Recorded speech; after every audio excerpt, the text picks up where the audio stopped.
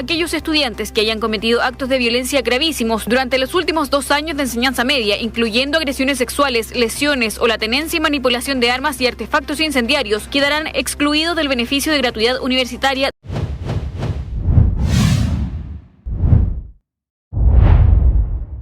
Una importante derrota para el gobierno. Eso es lo que se ha visto en las últimas horas al interior del Congreso, con una indicación que se discutió particularmente en la Comisión de Presupuesto, que recordemos que las comisiones son estas salas donde muchas veces se discuten detalles de proyectos después de enviar el proyecto mismo al Congreso en el Pleno para que lo discutan todos los diputados y posteriormente senadores.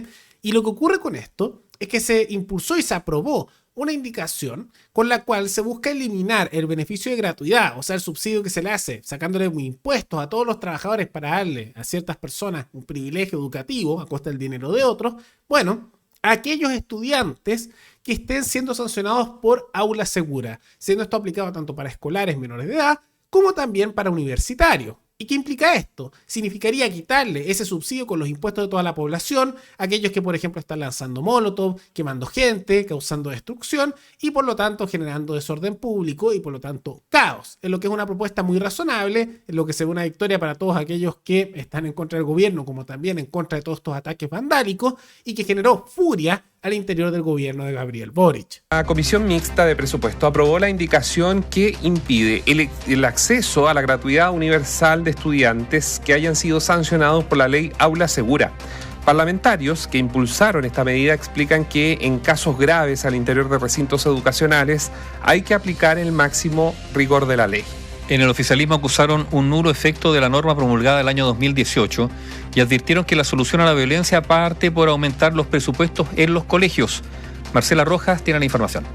En una extensa jornada, la Comisión de Presupuesto aprobó una indicación de la partida presupuestaria del Ministerio de Educación que establece que aquellos estudiantes que hayan cometido actos de violencia gravísimos durante los últimos 2 años de enseñanza media, incluyendo agresiones sexuales, lesiones o la tenencia y manipulación de armas y artefactos incendiarios, quedarán excluidos del beneficio de gratuidad universitaria durante el año siguiente a su egreso. La iniciativa fue impulsada por parlamentarios de oposición en respuesta a hechos de violencia ocurridos al interior de establecimientos educacionales, siendo uno de los últimos el que dejó 36 alumnos heridos al interior del Internado Nacional Barros Arana por la manipulación de bombas molotov al interior de uno de los baños del colegio. Uno de los creadores de la indicación fue el diputado UDI Sergio Bobadilla, quien agregó que no se puede premiar con gratuidad universitaria a quienes demuestran un desprecio absoluto por la vida de sus compañeros y por la seguridad en el espacio educativo. Debemos aplicar el máximo rigor de la ley. No podemos estar premiando a los violentistas que han destruido la educación pública. A todos y cada uno de aquellos que sean sancionados producto de la violencia no podrán acceder a ningún beneficio de carácter público. Parlamentarios del oficialismo acusan que Aula Segura no tuvo los resultados esperados por quienes la promulgaron. El diputado socialista Juan Santana señaló que este tipo de iniciativas suenan muy rimbombantes, pero no tienen los efectos prácticos. Aula Segura lleva varios años aplicándose con sanciones drásticas y no ha tenido ningún efecto en disminuir la violencia en los colegios. Creen que el simple hecho de aumentar las sanciones es una alternativa a pesar del fracaso que han tenido aquí y en todo el mundo. Si de verdad les interesa la violencia escolar, hay que entregar mayores recursos a los establecimientos educacionales para que se pueda actuar de manera preventiva. ¿Funciona realmente la ley Aula Segura? Trinidad Valdés, académica de la Escuela de Educación de la Universidad de los Andes, señala que existe una dicotomía entre las comunidades escolares, en donde se interponen los derechos sobre a quién proteger. Para las comunidades escolares es muy dicotómico. Se interponen 2 derechos. El derecho a la seguridad física y psicológica de todos los compañeros que impiden aprender si es que no hay seguridad. Y el derecho a trabajar, a sacar lo mejor de cada alumno. ¿A quién protejo y a quien cuido? A partir de la próxima semana se discutirá en la Cámara de Diputadas y Diputados la partida presupuestaria del Ministerio de Educación. Como lo pueden ver, es una propuesta muy razonable, aunque como se puede observar también con la reacción del gobierno no les gustó para nada. Y la solución de ellos, que estuvieron súper molestos con esto, es no, hay que darle más plata. No se soluciona castigando a los que hacen desórdenes, a los que hacen destrucción, ignorando que todas estas personas generan justamente una gran cantidad de destrucción, que hay antecedentes de hace mucho tiempo y que hasta ellos mismos se hacen daño. Un caso reciente, por ejemplo, que no ocurrió hace demasiado tiempo, tan solo el 23 de octubre, fue el caso del Liceo Barros Arana, el Internado Nacional Barros Arana, donde se quemaron más de 35 estudiantes vivos, y muchos de ellos de manera bien grave, casi terminal, por estar manipulando explosivos y molotov para hacer desórdenes y quemar. No fue por accidente, simplemente porque ocurrió algo ajeno, no. Ellos iban a participar y tenían sus overoles blancos listos para lanzarle eso a personas, a carabineros, a ciudadanos inocentes, a todos.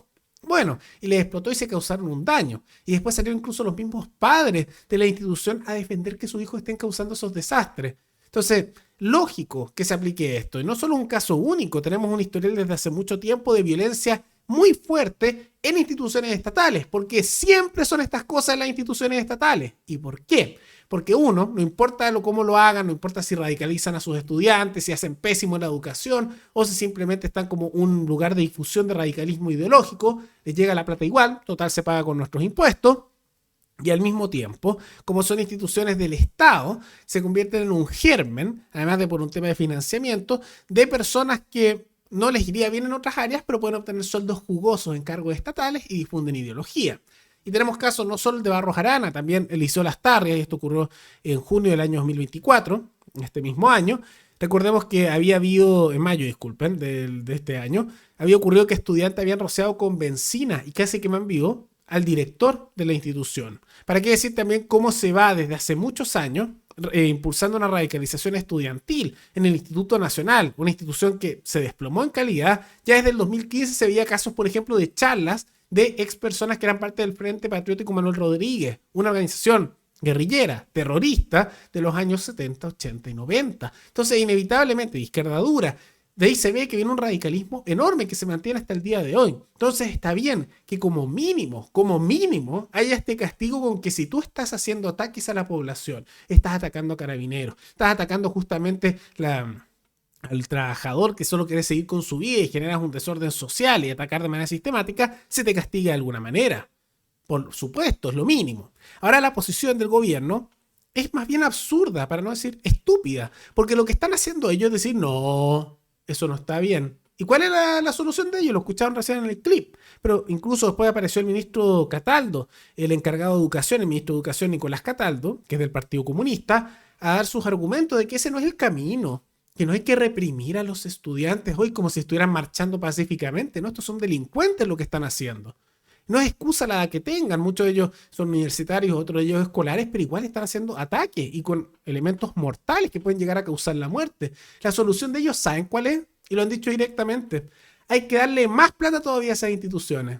Sí, o sea, según ellos, la violencia, el radicalismo y la pésima calidad que hay se soluciona lanzándoles más plata. Y no es plata que la gente tenga que darle voluntariamente, no.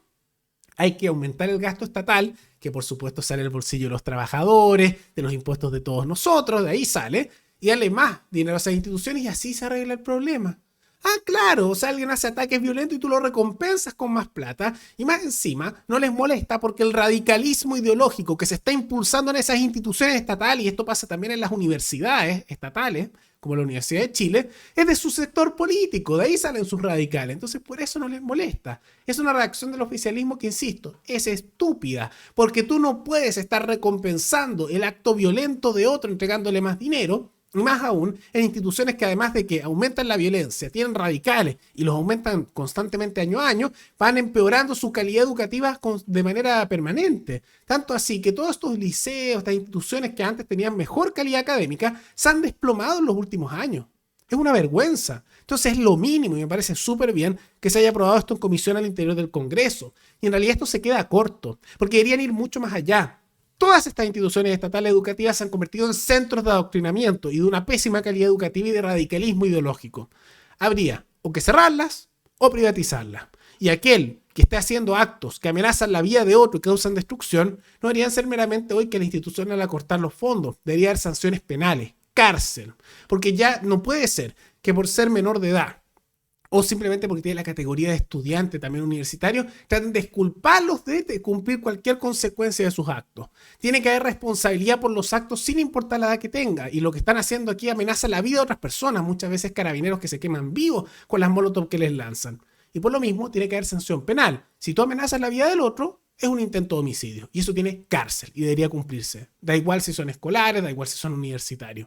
Y lo mismo, se están generando desórdenes públicos, sanciones respectivas. Y por lo mínimo es esto que se hizo, pero hay que ir más allá. Cerrar las instituciones o privatizarlas y también aplicar sanciones duras para aquellos que hacen estos actos vandálicos. Es lo mínimo que habría que hacer para empezar a restaurar un poco la estabilidad en estos temas educativos y evitar un aumento de la radicalización en las nuevas generaciones, como se ha hecho con el nefasto resultado de la educación estatal en nuestro país. Pero más allá de todo eso, ¿qué les parece esta derrota que tuvo el gobierno al interior del Congreso? ¿Les parece algo positivo? ¿Qué les parecen los argumentos de la estructura gubernamental que dice que esto se soluciona dándoles más dinero de nuestro bolsillo, de nuestros impuestos, a estas instituciones radicalizadas? Todo eso coméntenlo abajo. Y antes de terminar, quisiera agradecer al suscriptor Cristian González, que se convirtió en el suscriptor más reciente en decidir hacer un aporte mensual al canal a través de la comunidad de YouTube. Así que muchas gracias, te lo agradezco mucho. Y gracias a aportes como el tuyo y el de otros suscriptores, que este proyecto siga adelante y se mantiene independiente. Así que si alguno de ustedes quiere hacer un aporte voluntario único por Flow, o por criptomonedas, o un aporte mensual por Patreon, o por la comunidad de YouTube, pueden decidir hacerlo mirando el comentario que se encuentra fijado abajo. Y también pueden apoyar este programa comentando, dando like y compartiendo este video en sus redes sociales. Nos veremos en el siguiente programa. Hasta luego.